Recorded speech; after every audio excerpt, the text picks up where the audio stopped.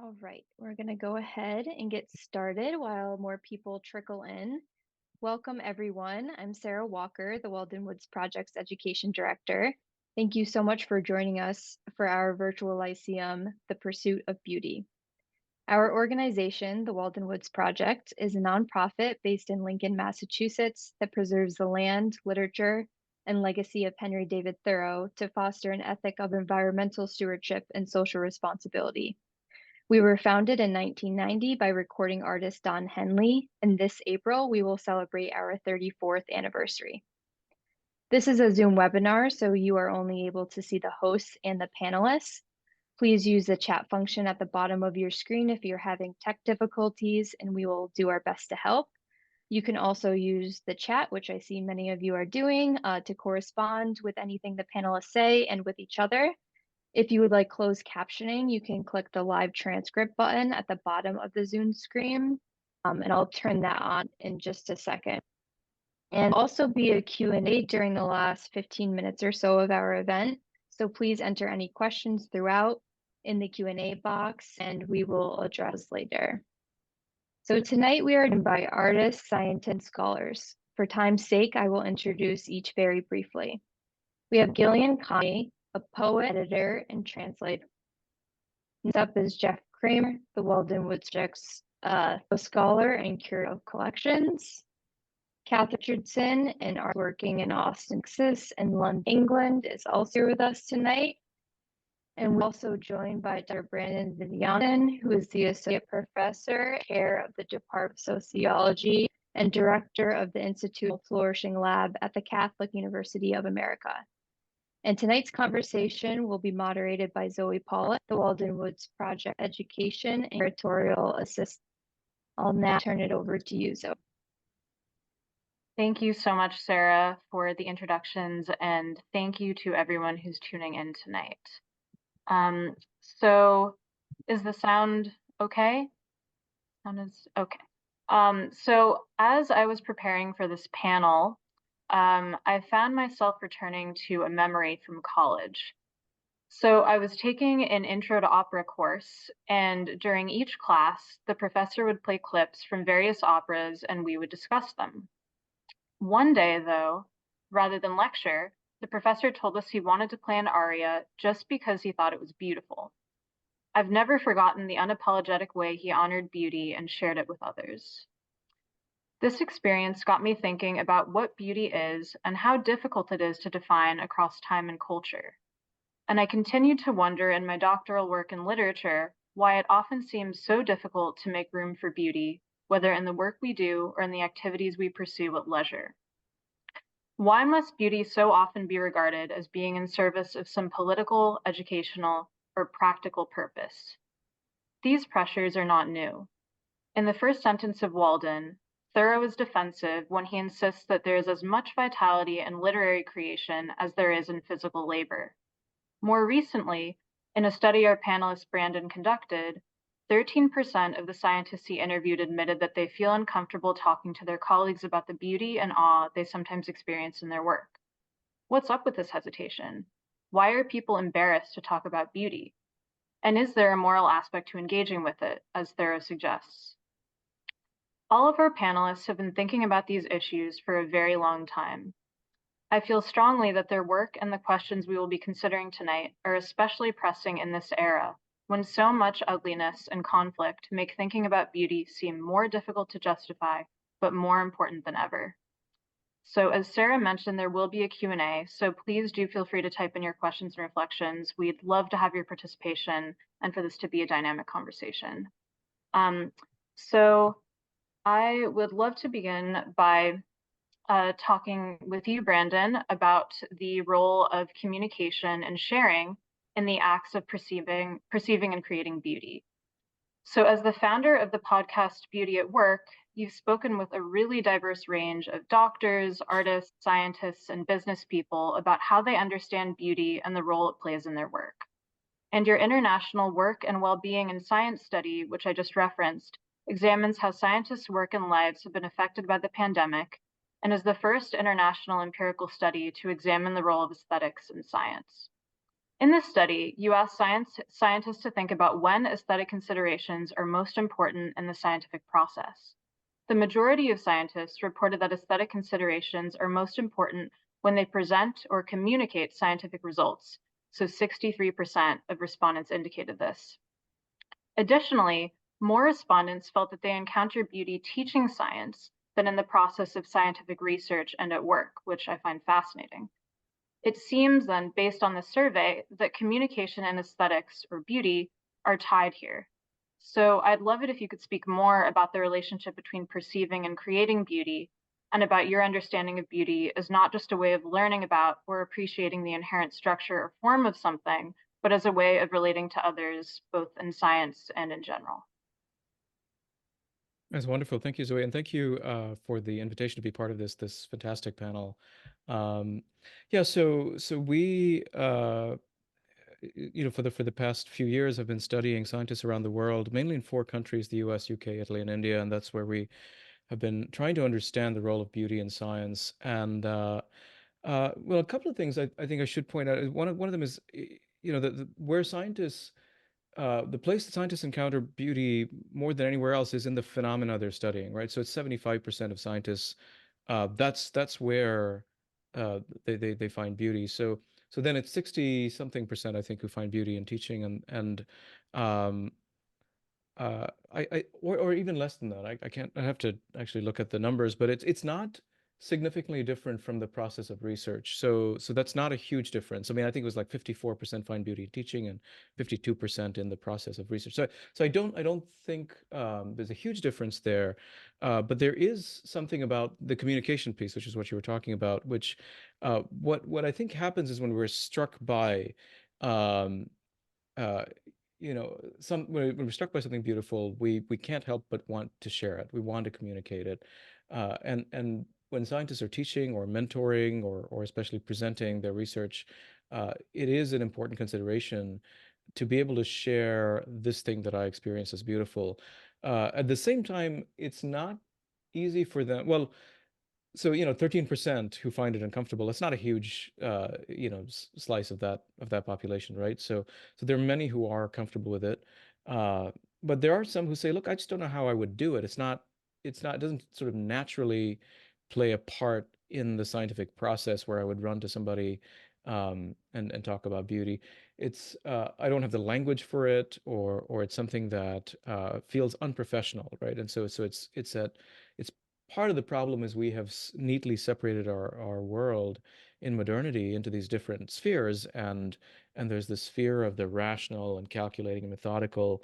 The role as a scientist is supposed to be in that space of doing your calculations, and not in a kind of mystical space where you're struck by something that pulls you out of yourself, and so it feels odd to be vulnerable and to say I was really moved by this. Now, and if they find a result that's really surprising, or something that is visually appealing under the microscope, that's when they'll run and talk to somebody, because that's inherently tied to the work they're doing. But if it's something deeper, there is a hesitation where it's often a reticence to be vulnerable, to disclose oneself, and um, part of it is also just the nature of research culture in science is not always um, it's not always very hospitable. There is a sense of uh, fear of betrayal, and there's some competition and some toxicity in that environment too. So the number of factors that play into it in that space. I know you had a number of other questions, but I just wanted to try and get at these issues.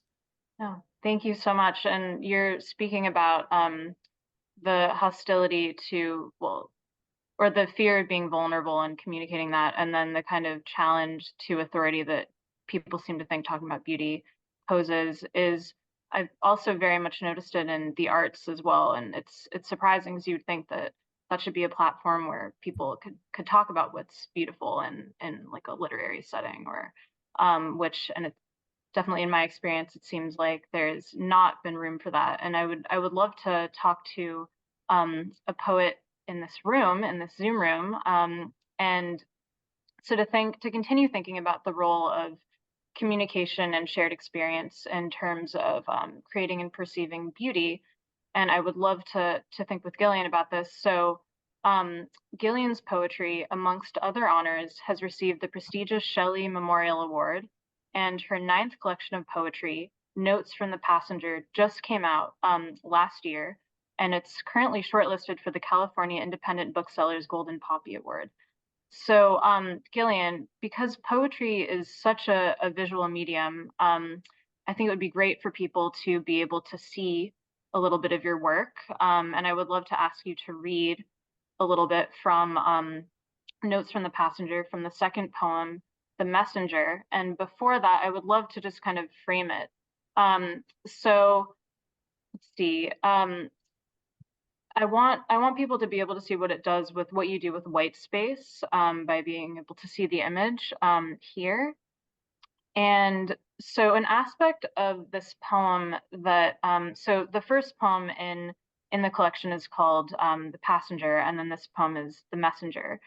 And what really strikes me, and what I think is really pertinent to our discussion today, is the fact that despite and maybe because of a refusal to shy away from what's difficult and ugly in our era, so the poetry refers to epigenetic trauma, the tingling sore throat of COVID, pain and war and disease.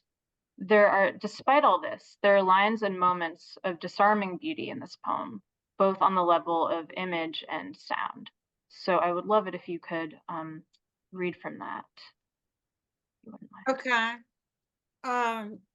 I think what I'll do, the page that's up is the 3rd page of the poem. And so I'm going to read, I think what I'll do is just probably read the first 3 pages. That's what okay. That sounds great. Yeah. The title of the poem is The Messenger. And okay. Excuse me, I have allergies. The messenger came without papers and song, out of sleep unharmed, a guide figure at a pit stop, digestive issues, a tingling sore throat. At all times, the time between technologies dripped, a rain silver tinged, translucenced into day. Pink blue shade of one unidentified flower bush. The messenger took a sprig. Couldn't say. I am a messenger with epistolary, anthropological, epigenetic trauma. Some deep ancestral thing floats over the greening hills. Surely you understand this, the messenger said, at a loss. The messenger had no distinguishing physical characteristics, but was more a feeling that all was going to be made clear. Necrotic silence in a shed, a peaceful death inside a bunker. An overheated RV roamed, holding screen and air. One could still breathe out of a twizzle stick. The messenger was part of the deep urge to sit, stand, lie down in an aura of intimacy, awaiting the message. The charged surround data claims we open around 15 times a day. Awaiting the message, it does not matter what one secretes or imbibes, whether is a serotonin permafrost, a lickable flame. The messenger would sometimes appear stretched out before the monument, overgrown dragonflies, iridescent at pairs, flip mortality over the body picking up pairs, the body that is grounded by the planet. I have sent you a moonstone talisman via snail mail, says the messenger, attempting friendliness. Also, pain is everywhere. War never cleanses. In her silk coat pocket, the algorithm fibrillating. The messenger wanted an implant in the hand the size of a grain of rice to get shopping done, the blackout curtains drawn, under a sun color of fresh salmon, now frozen. Some said a new seasoning of smoke and ash sprinkled over slices of mango would pretend the messenger was of temporary non-citizenship in an exclusive, genderless, paradisical future universe, an orb where we take a car, an invaginated spermicide, down pathways to an old belief system turned glassine, on which, on either side, we who were awaiting the message in an aura of intimacy peered, looking through, smitten by the mystery of one another. And then the point, I actually cut the poem off in the middle of a line, but the poem goes on for a couple of more pages. Thank you so much, Gillian. That was well, beautiful. So I think so a rain silver tinged translucenced into day, for example, and iridescent dragonflies alighting on pears that flush russet in trees are really gorgeous. So many gorgeous images.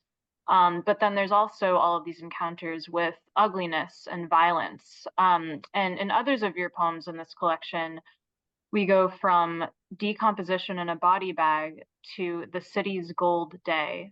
And then the fact that we can have a violet orange sky, which is beautiful, but that means that it's a save the air day, which for people who are not in the Bay Area, spare the air is when there's a lot of pollution.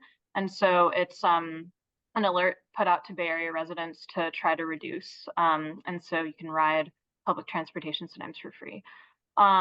So could you speak a little bit about the relationship between beauty and ugliness here and the contemporary landscape through which your poems as messengers guide us as passengers? You know, I think the closest I can come to answering that question, it isn't as though when I'm writing that I am thinking about beauty and ugliness, you know, and juxtaposing in any way, or, you know, but that they are so I can't say that I'm thinking, oh, this is too dark, I have to throw something else in.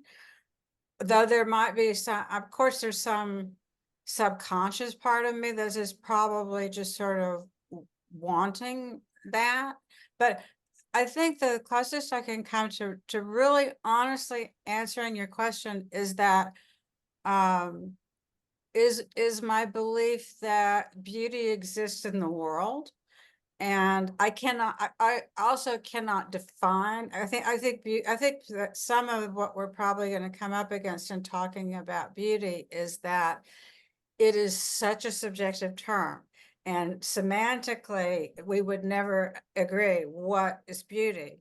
And so at the same time, that, you know, no matter how catastrophic things become, and obviously they can become quite catastrophic and they're not getting any better, that beauty coexists at the same time. I can't divorce the two. And then there's the notion of, you know, Andre Breton, the surrealist, of, you know, convulsive beauty, that, you know, there's beauty in, you know, in that as well. So yeah, I hope that answers your question. And the other thing I would add is that in poetry, when there is a tremendous amount of quote unquote beauty, or you know, of a sense of taking some kind of authority over what is being presented as being beautiful, I as a reader I become suspicious. Something in me sort of shuts down because I feel like I'm being sold that, you know. And I think in that case I would substitute the word beauty aesthetically for like preciosity. if that makes sense. Yeah, definitely. Yeah, that's interesting. So there's kind of only so much beauty one can take, or you might need some contrast. Just like you can't have light without dark, you can't have beauty without something to offset it. Or I can definitely see the preciosity thing. Mhm. Thank you. So, Catherine, I would love to talk. So with poetry, which is I think of it is so visual, like words on the white spaces being a canvas. I would love to talk with somebody who works with literal canvas, um, a painter, and you use many different media. So, Catherine, your award-winning work has been recognized in residencies spent in places like Iceland and Ireland, as well as in galleries and foundations across Northern California. And you've done a lot of work in the UK. So it seems to me that in your work, there is an insistence on the harsh, oh, and let's see, Sarah, if it would be possible to show some of Catherine's art, that would be fantastic, just to give people a sense of some of Catherine's really striking work. Thank you.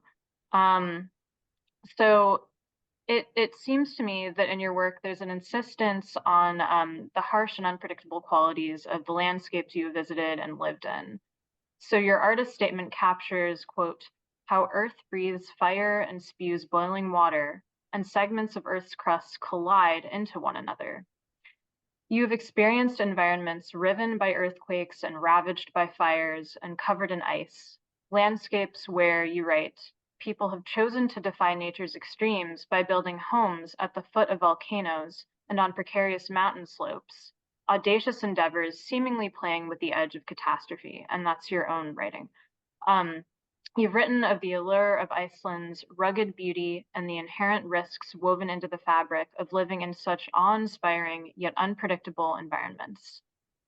So, could you speak about the relationship between these untamable and unpredictable processes your work captures and your work's honoring of beauty, both natural and human-made? Well, first of all, I think the metaphor for me in these wild and untamable landscapes has a lot to do with this wild and untamable part of our human nature, and, well, myself particularly, start with that.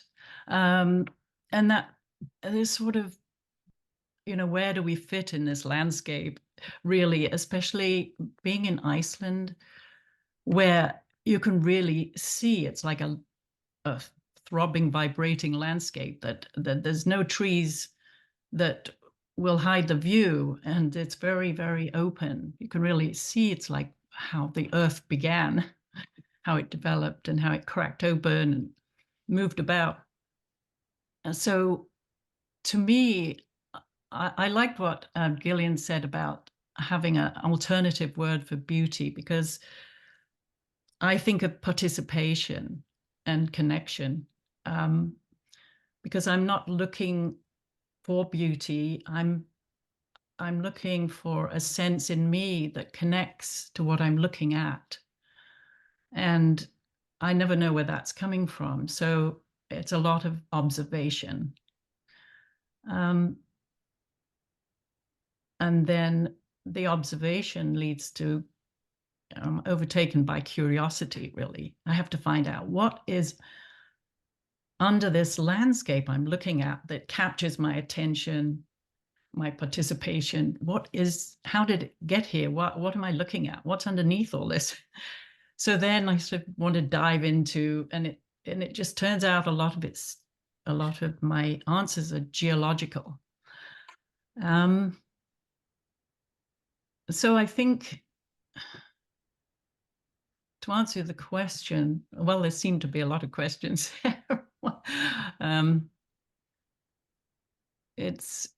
It's about just diving in and expressing this, maybe the overwhelm of feeling or curiosity, and then it's seen. Maybe it's not perceived as beautiful by a viewer. Maybe it is. I mean, that part I have to let go of. I'm not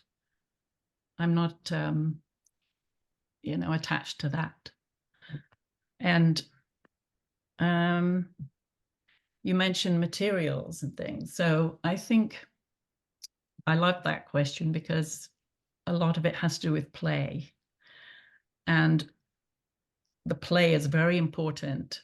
And playing with materials, playing with ideas, being really out there as much as possible. And a lot of that will end up in the rubbish bin, but it's a process. Yeah, I should stop there and let you ask again or respond.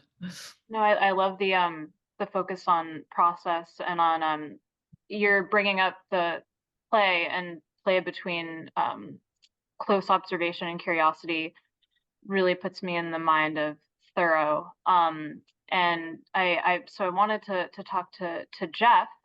So Jeff is a widely published Thoreau scholar whose work has been honored by an Umhafer Prize for Achievement in the Humanities, amongst others. And I'd like to think about observation and to kind of thinking about beauty and calamity in an environment from a previous century, so Thoreau's century, specifically the 1840s. Sarah, if we have the text, I'm going to quote a letter, thanks so much, that Thoreau wrote to Emerson after the death of Emerson's 5-year-old son from scarlet fever. So Thoreau wrote that every blade in the field, every leaf in the forest lays down its life in its season as beautifully as it was taken up. It is the pastime of a full quarter of the year. Dead trees, sere leaves, dried grass and herbs, are not these a good part of our life? And what is that pride of our autumnal scenery but the hectic flush, the sallow and cadaverous countenance of vegetation, its painted throes, with the November air for canvas? Speaking of canvas or nature as canvas. So Jeff, does Thoreau, in finding room for rot and decay in his description of beauty and nature's vitality, do you think that does he depart from the thinking of the day on beauty, or was his combination of science and aesthetics irreverent or subversive, or were others reaching for similar theories in his time? Yeah. I don't think it was terribly subversive in that, we've already been experiencing in the art world the ideas of blasted trees and things that are not normally considered beautiful, and that artists were starting to put things into their art, such as rotting things and broken things and all that, as its own sense of beauty. So I think Thoreau was sort of in tune with what was happening in the art world. Though he may not have known that, but also that he was able to find beauty in all places and in all forms. So that, and one of the things I love about that particular letter that he wrote to Emerson is how natural the death becomes in that letter, and how it becomes part of what happens to all of us and to every natural thing. And so he is able to find that sense of beauty basically in things that most people would not care to look upon and shy away from. And so that is a wonderful thing in Thoreau. And he's always been considered sort of, he was always worried, for instance, that he was becoming too much of a scientist and losing the spiritual aspect of life, which he never did lose. So looking at something as scientific as the human body, or organic as the human body, again, he could still see that that most of us are unwilling to accept our own deaths or the deaths of other people. But for Thoreau, that became a natural process, so that having lost his brother, for instance, shortly before Emerson lost his son, or seeing the death of Emerson's dear son, he was able to actually find things that were good about them and very natural. So he was able to see that happening in all things and find that beauty within those experiences. Really interesting. Yeah, the focus on science and spirituality makes me think of what well, everybody's been talking about it, but also what Brandon is working on. Mhm. So I think given that focus on mystery and the unknown, I would love to kind of zoom out a little bit and pose a question to the group. So to think about the words of a scientist who, so this is Albert Einstein, who is credited with saying that, quote, "The most beautiful thing we can experience is the mysterious. It is the source of all true art and science." So keeping that quote in mind, that the most beautiful thing we can experience is the mysterious, it seems like often philosophers, artists, and scientists talk about beauty as a form of pattern recognition or design. So there's the mysterious on the one hand and pattern recognizing and design on the other. So how do you see these at play in your own work? Is beauty about achieving a deeper understanding of a pattern or design? Or is it about the ineffable and mysterious, or the linking of the two? So please feel free, anyone, to just go for it. Mm.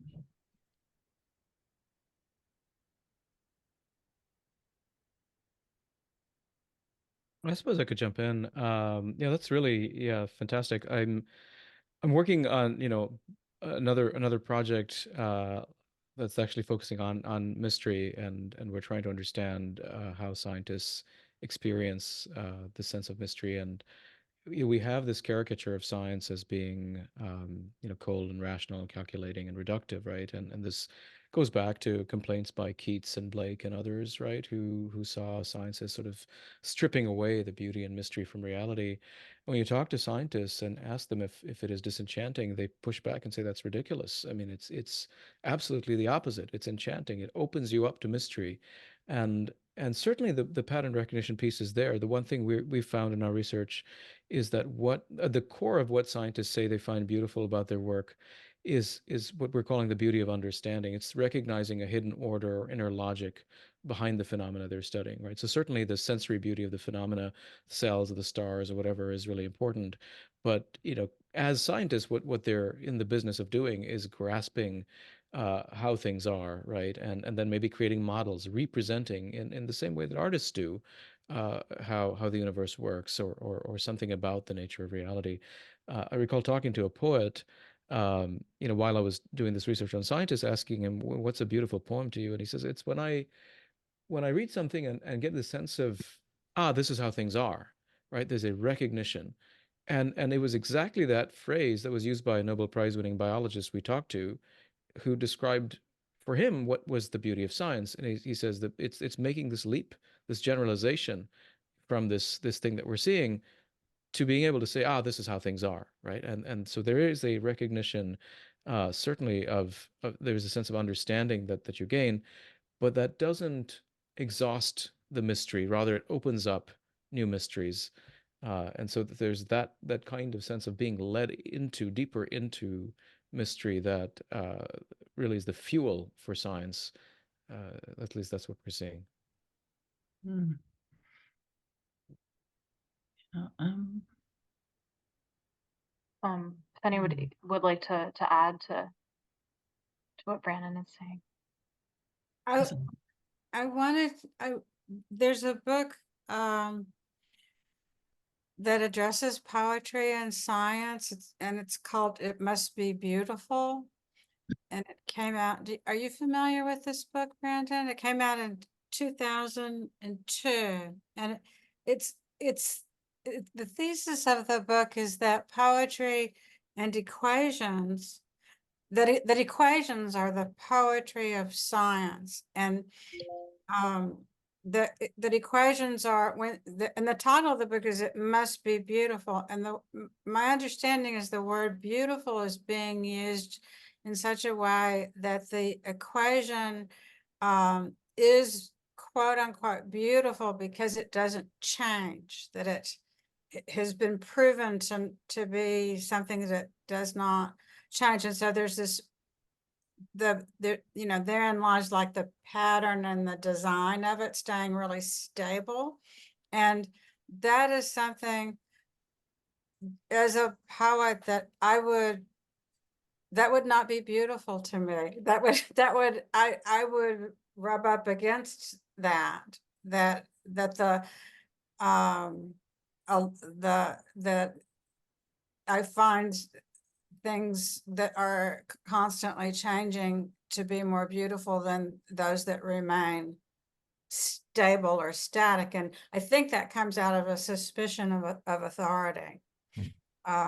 So that's just, you know, what a kind of. Could No, I this, quickly oh, respond to Brandon, you that? go ahead. So there's this other more recent book called The Poetry and Music of Science. I don't know if you can see this, by the late physicist Tom McLeish.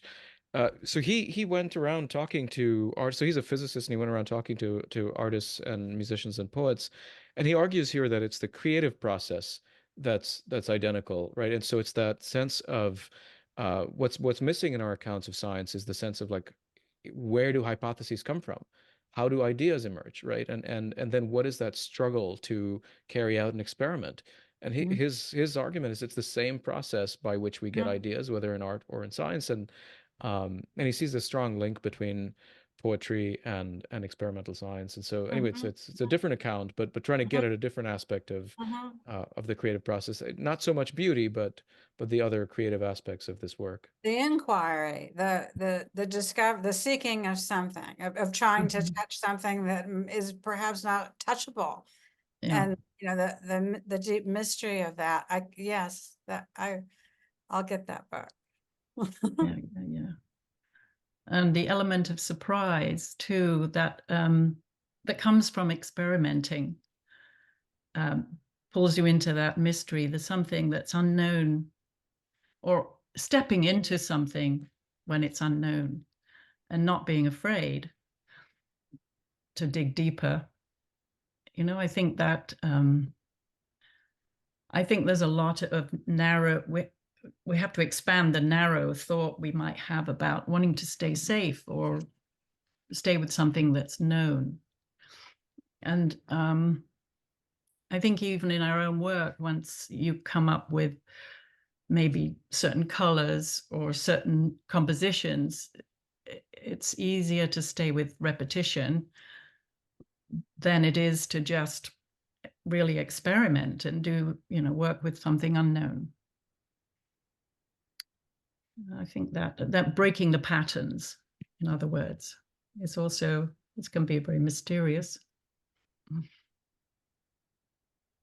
What Gillian, going back to, well, just thinking about the unknown and kind of wanting to, so there's the appeal of repetition in some ways, or the tendency toward it, as Catherine was saying. And then Brandon, when you were talking about, there's this poet who was saying like, this is how things are, and that in the science is kind of reaching toward that. It doesn't preclude the sense of preserving mystery, but just to kind of that recognition. And when Gillian, you were saying that you were you kind of push against the static as kind of, it seems like pushing against authority.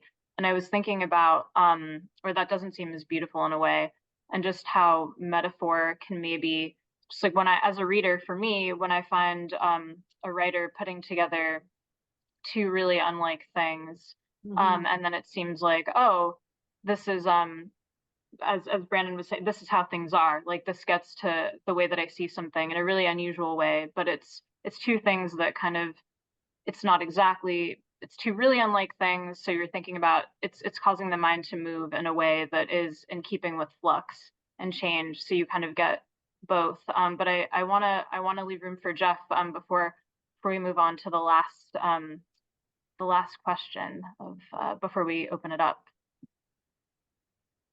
Was there a specific thing you wanted me to? No. And if, I mean, we can move on if that would be, you know, I mean, if there's any last thing that you would like to add to what we were talking about here, or I can just, yeah, I have one last question about, so returning to Thoreau's suggestion that, and kind of concluding on this, that the perception of beauty is a moral test, an imperative. I'd like to ask you, what is powerful about beauty, and how do beauty and ethics relate to one another in your work? Well, in my work in relation to Thoreau specifically, for Thoreau, they were deeply connected. So for Thoreau, the perception of beauty was the perception of God.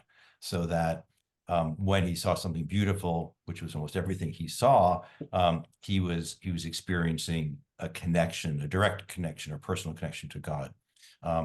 It's why he was in awe of everything. He talked a lot about awe, that sense of wonder, that sense of mystery, that made him always question and always searching. So, and it's one of the things I love about Thoreau is that constant searching. So he was not a person who was walking or spending time in nature just to experience what he was seeing, but was more to pull it in within himself as a spiritual thing. And that connection and that awe was part of his life. And I think that is why when we talked earlier about things like death, that becomes part of it, because there is an awe of everything that is happening from birth all the way to death. And that's just an extremely, for me, a comforting way to look at life, and which I get from reading so much Thoreau. Thank you so much, Jeff. So we have just a couple more minutes, but if I would love to get others' thoughts on, yeah, just beauty and ethics in your work, and thinking about Thoreau's quote that the perception of beauty is a moral test. I have a quick question that I've always wondered about Thoreau, and that is this exact quote: the perception of beauty is a moral test. So from what I understand, from that we can substitute moral for God. And but test, what did Thoreau mean by that? Why is it yes, just what the word test. I've never. That's a good question. I mean, because he's not certainly feeling tested by God, as in, is he living his life the right way? Is it some kind of moral test as happened in biblical times? So I'm not quite sure what he actually was thinking about in relation in that place. Good question. I wish I had an answer. There's something similar that comes up among scientists. Richard Feynman used to say, Nobel Prize winning physicist. If you've watched the movie Oppenheimer, he's in there somewhere playing the bongos. He used to tell his students, if you can't perceive an equation as beautiful, then you're just an amateur. So there's a sense in which perception of beauty becomes it is a sort of test for scientists, in the sense that you have to be able to recognize a beautiful equation. The problem, though, is that it's led in many cases to the assumption that if an equation is beautiful, it must be true. And this is not too different from saying if a person is beautiful, they must be morally good. And that is a bias that social psychologists have shown we all have. People who are better looking get paid better, and conversely, if people with facial deformities are seen as morally suspect, right? And so this is something cross-cultural, and it is a problem. And so beauty can be untethered from truth and goodness. And so there is a sense in which I think encountering beauty does put us to the test to some degree. That is, are we going to be betrayed? Are we going to be misled by it? I don't think there's a facile connection between beauty and truth like Keats seemed to think. I think there's a lot more to it, So yeah, there's a concern among some scientists that this pursuit of beautiful mathematics, the assumption that mathematically beautiful equations must be true, has derailed contemporary physics. So yeah, I think there's more here to think about. Wow. Any last thoughts before we open it up to the audience? Catherine. No, I'm just fascinated with what Brandon was saying. It's cool. A lot there. You're right. Maybe on the challenge to beauty, we can open it up to people listening, and take their questions. Thank you all so much. I am now going to turn it over to Sarah, who's going to be moderating the Q&A with everyone who's tuning in. All right, thanks everyone. Is my sound better now? Good? Yes. Okay. Sorry about that before. So we have a bunch of questions. Some are for everyone, a few are for specific people. So the first question, this one's for Brandon. What do we think is the problem, or what do we lose by failing to recognize and appreciate beauty in the sciences? Oh, that's a great question. Yeah, I think we have a caricature of what it means to do science, right? And we have this the story we tell about who scientists are and what science is it's one that's really reductive, and I think, I mean, it's got the sort of rational calculation part, but it's missing the emotional aspects of science, which are there. I mean, so how does somebody, you read a scientific journal article, how do they come up with it? What they're telling you in the article is not the whole story, right? They don't tell you about the flash of inspiration. They don't tell you about the frustrations and the anguish and turmoil they went through. And so I think what happens is in the arts, we're more comfortable talking about that aspect of the process. You've got the caricature of the anguished artist. We're missing that story in science, and so I think we misunderstand, we misapprehend what it is to do science and to be a scientist, but we also, I think, lose uh, a kind of beauty that science has to offer, which is this thing that, or the scientists we talk to tell us, the beauty of understanding. And that is something we can experience in day-to-day life. So understanding is an aesthetic experience, and it's something that's available to all of us, right? So I think that's important to correct. Great, thanks, Brandon. And this one is for you, Catherine, regarding painting. When do you know, or how do you feel when a satisfactory point has been reached and the work is done? So when do you know your objective has been achieved? Hmm. When it feeds back to me some sense of the connection I felt or I'm feeling with the research or with the experience. And sometimes it'll be part one. Painting might exist in a, like, okay, that's the first layer, that's great, that says a lot, but it's not done, and I have no suggestion in me to continue until I wait. And so it's often that it gets put aside, and then it finishes later. Occasionally it happens, all in a few days, but most often it happens in stages. Great. And this one is for anybody who wants to answer. Do we have to obtain an acute sense of loss, the cessation of a pattern, of a person, of a mood, to experience that sense of awe or curiosity or mystery we also call beauty? Or can beauty coexist with contentment?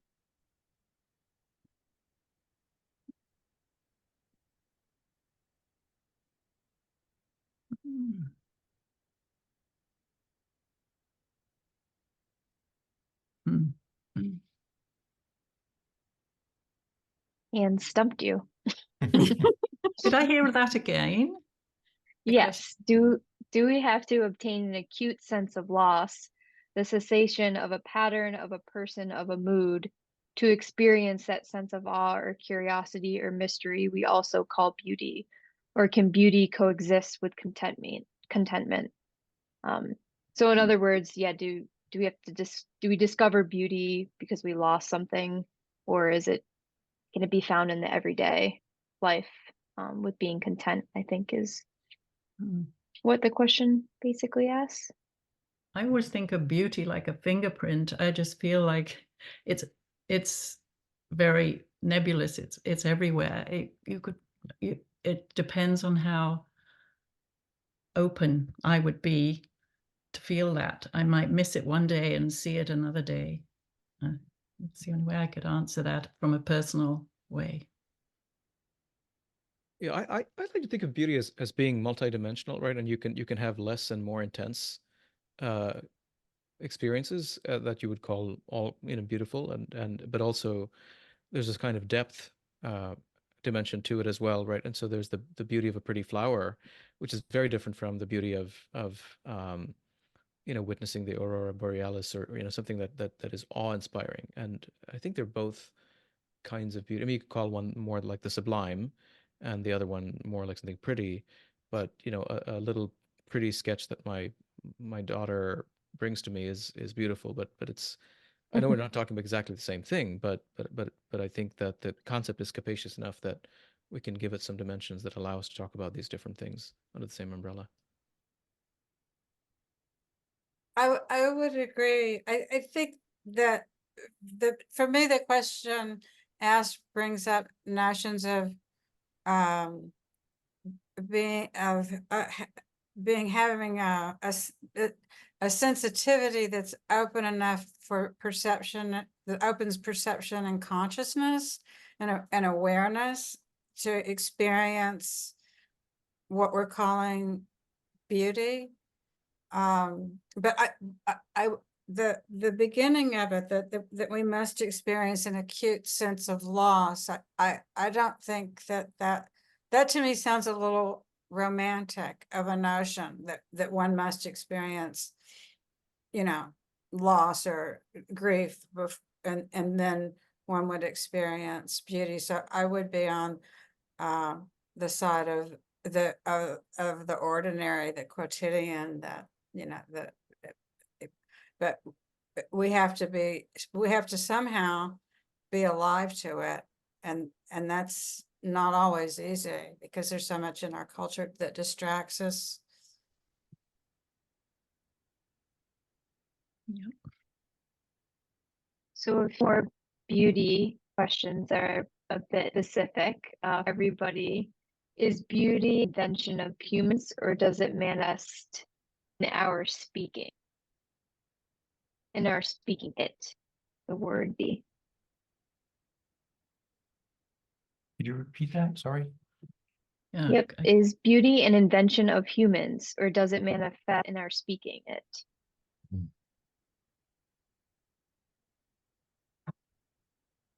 Hmm. And our speaking the word beauty. That I take as. Hmm. So we'll think about that one. The next one, is it possible that where we choose to find beauty points to our morality?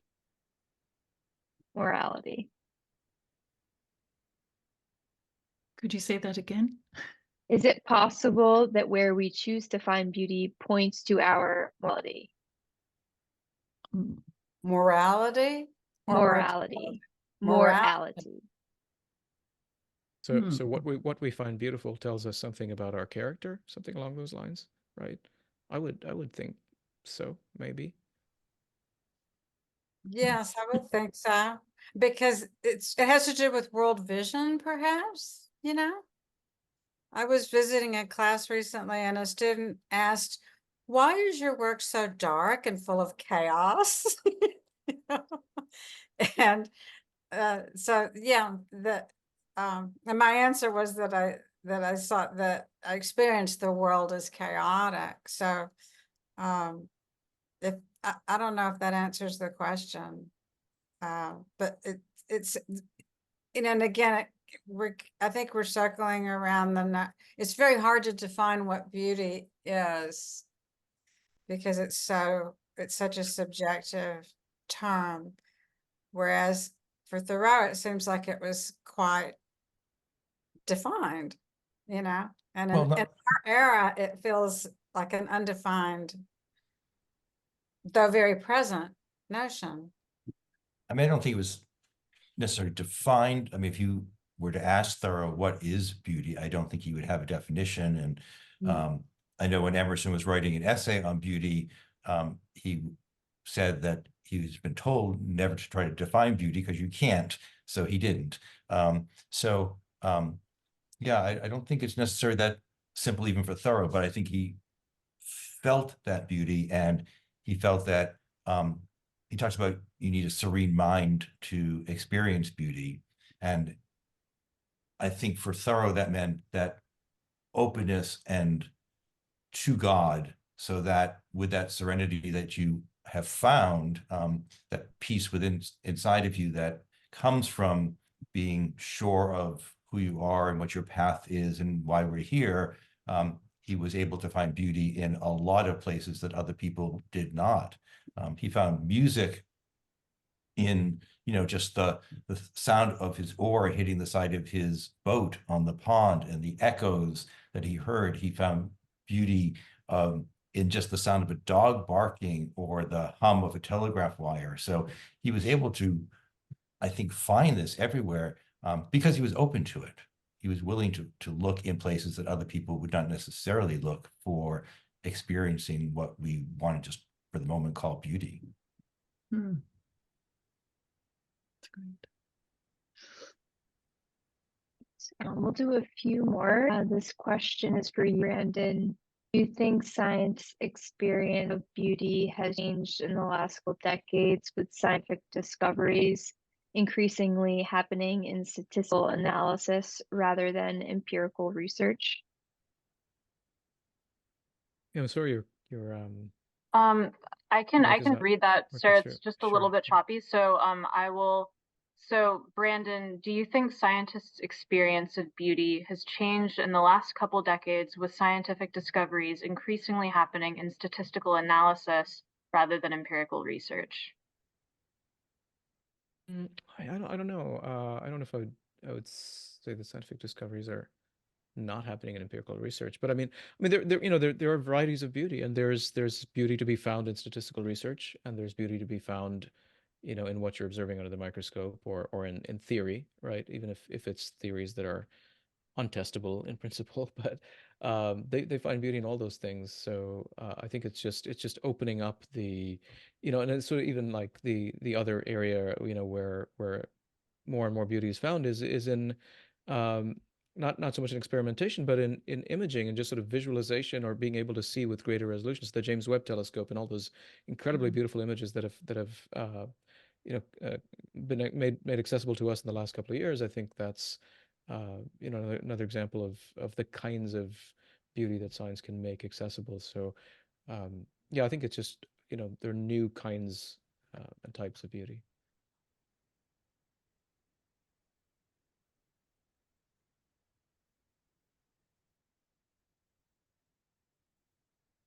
I'll let you ask the last question. So if you don't, since my audio is being a bit glitchy, I don't know if it still is. Sure, yeah. So let's see.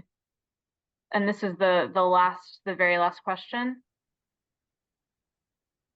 I will want to choose wisely. Let's see, just a second here.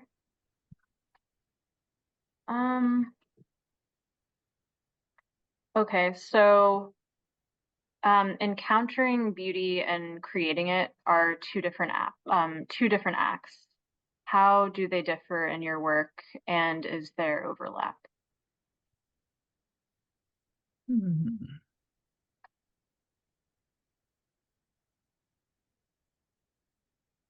Hmm.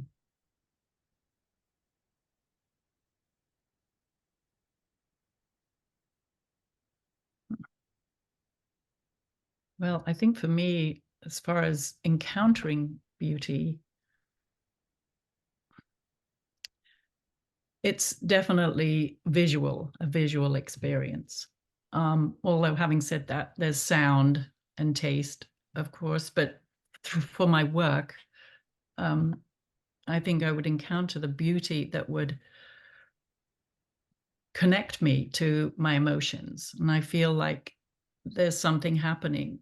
And that's very mysterious to me, why I'm attracted to certain thing that really moves me, which happens to be earth sciences or the earth, the landscape. But I want to go beyond what I'm seeing. So then it becomes not about beauty, but about an investigation. And that is the reason for my work,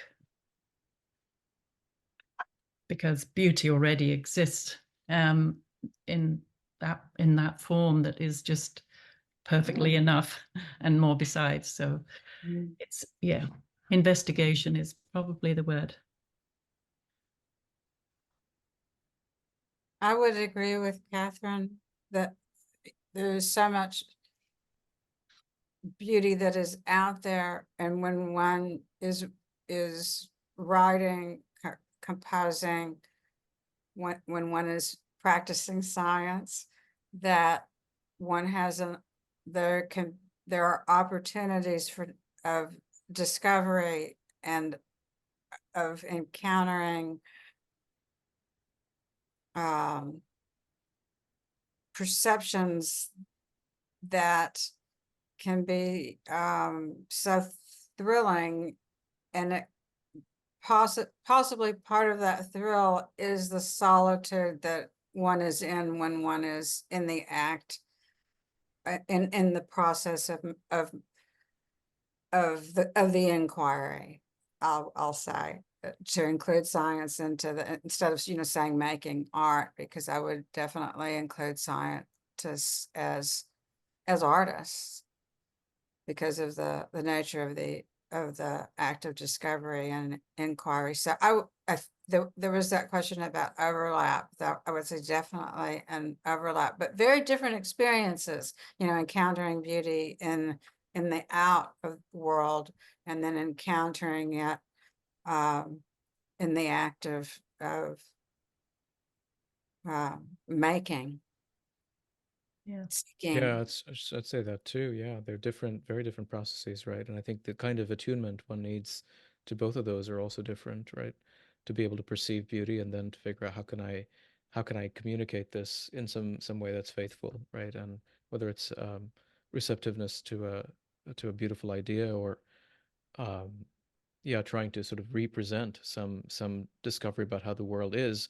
How do you, write that in a scientific paper? Or for me, the stories that I hear, how do I communicate that in a way that's beautiful, right? Whether through a podcast or through other events, through a conference or salon dinners or whatever. I do these various things trying to create beauty in the world, but I don't quite know how to do it yet. So it's there's a whole métier, there's a whole, yeah, the task that it entails, and what it takes to master it is a different process. Yeah. Any last final thoughts?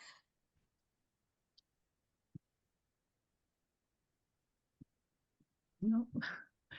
Except to thank everybody, and thank you, Zoe. Yeah, this has been and brilliant. Thank you. Yeah. Well, thank you all grateful. so much. It's been really a pleasure. And Gillian, you were bringing up the solitude of inquiry, and it's thrilling in its own way, and then being able to then share that experience or relate to other people. And I'm really thrilled that we've all been able to do that this evening. It's been so lovely to know that people are tuning in from all over the US, some people internationally, to think about beauty, especially in this era. So thank you all so much. Thank you. Yeah, Thank thank you. you. Thank you, Zoe. Thank you, everyone. Thanks, everyone. Hopefully my sound is okay. I'll say this as quick as I can. Thanks to all of our panelists, Zoe for moderating. This was a riveting conversation. I think we're going to leave here thinking about beauty in a new way. I definitely will. Just want a quick note about the Walden's project. We are a nonprofit, so we offer most of our events and in-person events for free. So if anyone can or is able to donate, I'm going to paste the link for that in the chat. And other than that, visit our website at walden.org. We have lots of upcoming events, so we hope to see some of you at them. Shout out to all the approaching Walden teachers I see in the chat, saying hello to Jeff. Great to see you or be with you all again, and everyone for joining at home. Thank you so much. Thank you. Thanks, everyone. All right. Bye-bye. Thank Yeah. Bye, everyone. Thanks, everyone. Yeah. Thank you.